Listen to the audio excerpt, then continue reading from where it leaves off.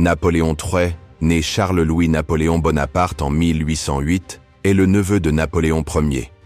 Son ascension au pouvoir et son règne en tant qu'empereur des Français de 1852 à 1870 sont marqués par des événements clés, des réformes et des défis.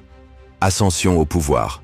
Napoléon III a passé une partie de sa jeunesse en exil en Suisse et en Allemagne après la chute de l'Empire.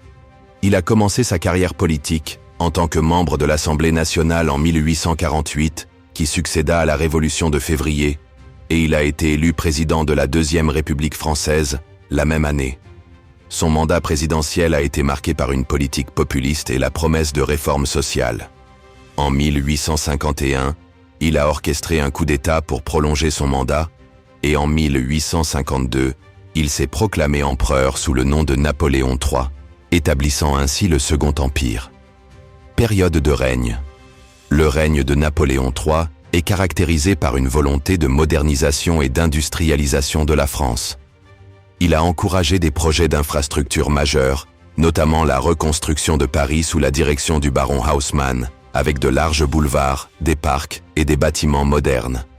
Ce développement a contribué à faire de Paris une capitale influente et esthétique. Apports au peuple. 1. Économie. Napoléon III a favorisé le développement industriel, notamment grâce à des investissements dans les chemins de fer qui ont amélioré le transport et le commerce. 2. Réformes sociales. Il a mis en œuvre des réformes sociales, telles que la création de banques et de gréements qui ont donné un coup de fouet à l'économie et à la protection sociale. 3. Politique étrangère.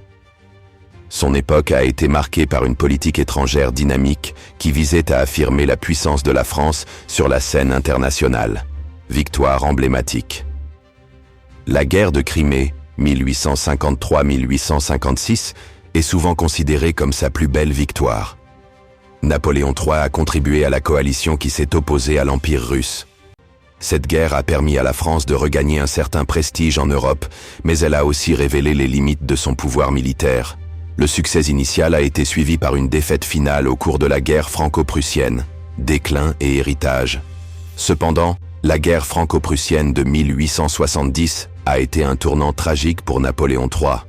La défaite de Sedan, qui a conduit à sa capture, a précipité la chute du Second Empire et a ouvert la voie à la proclamation de la Troisième République. Malgré cela, Napoléon III reste une figure complexe et influente dans l'histoire française, son règne ayant laissé un impact durable sur le développement urbain et social de la France.